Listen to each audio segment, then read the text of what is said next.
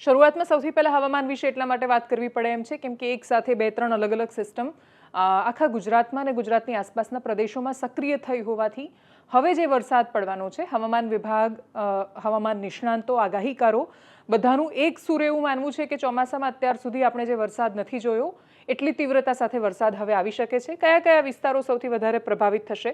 અત્યારે પણ જ્યારે 15મી ઓગસ્ટની સાંજનું આ દ્રશ્ય તમે જોઈ રહ્યા છો તો એ વખતે પણ ગુજરાતના પૂર્વ હિસ્સામાં ખૂબ વધારે વરસાદ છે, સૌરાષ્ટ્રમાં પણ ખૂબ વધારે વરસાદની આગાહી છે અને એના પછી હવે કેવો વરસાદ રહેશે તો આ જેમ જેમ આગળ વધતું જશે સ્થિતિ બદલાશે એમ તમને સમજાશે કે સિસ્ટમ બની રહી છે. અમદાવાદની આસપાસ પણ ખૂબ વધારે વરસાદ પડશે, બનાસકાંઠા સહિતના વિસ્તારોમાં વધારે વરસાદની સંભાવનાઓ છે, દક્ષિણ ગુજરાતમાં પણ ખૂબ વધારે વરસાદ પડશે અને આ વરસાદ પૂર લઈને આવે એ પ્રકારની સ્થિતિનું નિર્માણ કરે એવું હવામાન નિષ્ણાંતો કહી ચૂક્યા છે. હવામાન વિભાગે એવું નથી કહ્યું કે પૂર જેવો વરસાદ આવશે. તૈયારીઓ ચોક્કસથી મોટાભાગના વિસ્તારોમાં કરી દેવાઈ છે.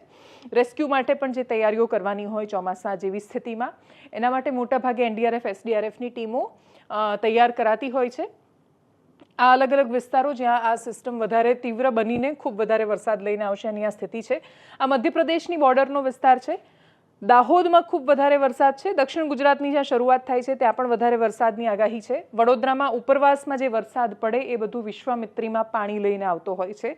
ઈશ્વરને પ્રાર્થના કે વિશ્વામિત્રીમાં પાણી આવે, પૂર ન આવે, કેમ કે વડોદરા ક્યારેય તૈયાર હોતું નથી મોટાભાગે અને વડોદરાની મોટાભાગના શહેરોની એ જ સ્થિતિ છે.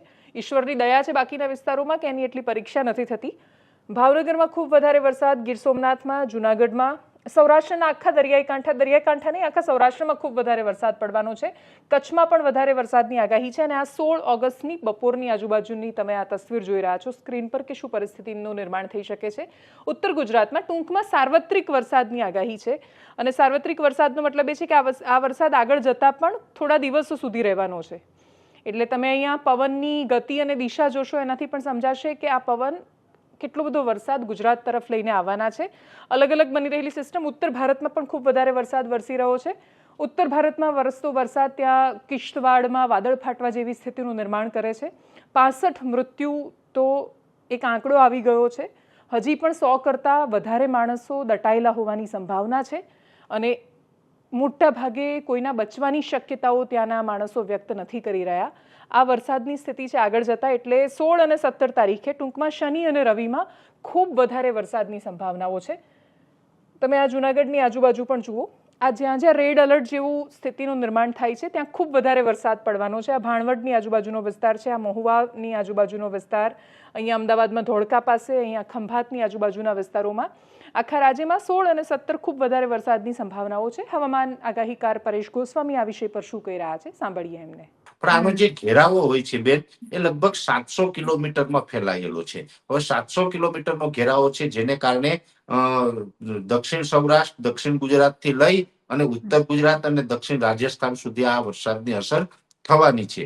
હવે જે આ વરસાદ થવાની છે જેમ સમય પસાર થશે એમ આની તીવ્રતા વધવાની છે. એમાં ખાસ કરીને આ જે સિસ્ટમના જે સ્ટ્રોંગ પાર્ટ છે એ જે દક્ષિણ ગુજરાત અને સૌરાષ્ટ્ર ઉપરથી પસાર થવાના છે તે 18, 19 ને 20 તારીખે એમ 3 દિવસ સુધી આ સતત આપણી ઉપરથી પસાર થશે. એટલે 18, 19 અને 20 તારીખ તો એવા છે કે એમાં અતિ ભારે અને અતિ ભયંકર વરસાદ પણ નોંધાઈ શકે. એટલે એટલું પણ બેન કહી શકાય કે આની ગંભીરતા થોડીક સમજવી પડશે દરેક મિત્રોએ, કેમ કે 18, 19 ને 20 તારીખ એવા છે જેમાં દક્ષિણ ગુજરાત અને સૌરાષ્ટ્રના અનેક જિલ્લાની અંદર 12 ઇંચ અથવા તો 12 ઇંચ કરતા વધારે વરસાદ છે પડી જશે. એટલે આ વર્ષની અંદર 2025ના ચોમાસામાં અત્યાર સુધીમાં આટલી તીવ્રતાથી વરસાદ એક પણ નથી પડ્યો. એટલી તીવ્રતાથી આ વરસાદ છે એ આપણે 18, 19 ને 20 તારીખ દરમિયાન પડવાનો છે. ખાસ કરીને હવે આ વરસાદ છે એ કેટલા વિસ્તારમાં જે અસર કરવાનો છે એમાં સૌ પ્રથમ તો અતિ ભારે વરસાદની જે જિલ્લાઓની શક્યતા છે હું એમના નામ આપી દઉં. અને બેન સુરત, વલસાડ, વાપી, નવસારી અને દમણ આટલા વિસ્તાર એવા છે કે તેમાં 10 ઇંચ કરતા વધારે વરસાદ વરસી શકે છે. પછી આવશે સૌરાષ્ટ્ર. સૌરાષ્ટ્રની અંદર બોટાદના જે અમુક ગ્રામ્ય વિસ્તાર હશે, ઓલ ઓવર બોટાદના અમુક ગ્રામ્ય વિસ્તાર, ભાવનગર, અમરેલી, ગીર સોમનાથ ને જુનાગઢ આ વિસ્તારોની અંદર પણ અતિ ભારે વરસાદ પડવાની શક્યતાઓ છે. અને પશ્ચિમ સૌરાષ્ટ્રમાં પણ આમ તીવ્રતા વધારે હશે, પણ જુનાગઢ, ગીર સોમનાથ અને ભાવનગર કરતા ઓછી હશે. પણ પશ્ચિમ સૌરાષ્ટ્રમાં પણ દ્વારકા, જામનગર અને પોરબંદરમાં પણ ભારેથી અતિ ભારે વરસાદની શક્યતાઓ છે. એટલે આજે મેં તમને જેટલા જિલ્લાઓના બે નામ આપ્યા છે ને, એ તમામ જિલ્લામાં 10 ઇંચ કરતા વધારે 12 ઇંચ, 14 ઇંચ, 15 ઇંચ આવા વરસાદોની શક્યતા અમે હાલ માની રહ્યા છે. ત્યાર પછી જે વિસ્તારો બીજા અન્ય વિસ્તાર છે સૌરાષ્ટ્રના, દાખલા તરીકે રાજકોટ હોય, મોરબી હોય, સુરેન્દ્રનગર હોય, એ તમામ વિસ્તારની અંદર 5 થી 7 ઇંચ વરસાદની શક્યતાઓ તો રહેલી જ છે. એવી જ રીતે દક્ષિણ ગુજરાતના પણ બીજા અન્ય વિસ્તારો હોય, જેમ કે નર્મદા જિલ્લો હોય, ભરૂચ છે, અંકલેશ્વર છે વગેરે, એ તમામ વિસ્તારોની અંદર 5 થી 7 ઇંચ સુધી વરસાદો વરસી શકે છે. પછી આવશે કચ્છ.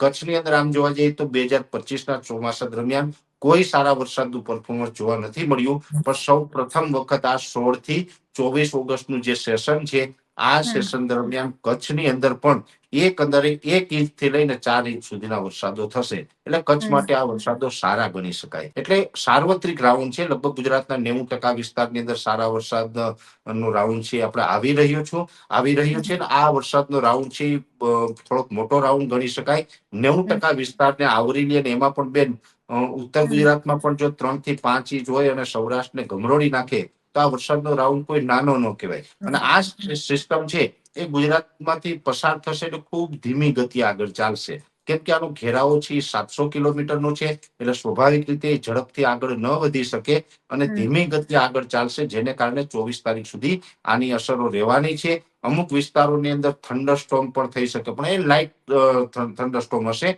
હેવી થંડરસ્ટોર્મ નહીં હોય. થંડરસ્ટોર્મ થશે ત્યાં ગાજવીજનું પ્રમાણ પણ જોવા મળશે. એટલે ખાસ કરીને મધ્ય ગુજરાત અને સૌરાષ્ટ્રની અંદર ગાજવીજ પણ થઈ શકે. એટલે આ પ્રકારનો વરસાદી રાઉન્ડ છે એ જોવા મળે તેવું એક અમારું અનુમાન છે.